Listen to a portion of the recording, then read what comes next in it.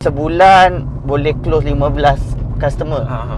Kalau lah satu customer tu bagi free gift, nilai dia 1,000. Hang dah kena keluar duit hang dulu 15,000. 15,000 betul. Kau tengok contoh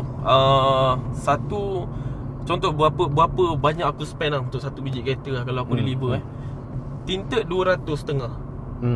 Minyak 80, dah 330. Free gift yang aku biasa bagi 10 merchandise Honda tu RM60, dah 390. Itu hang kena beli dengan Honda ke? Aku beli daripada kedai luar, bukan daripada Honda pun. Okey.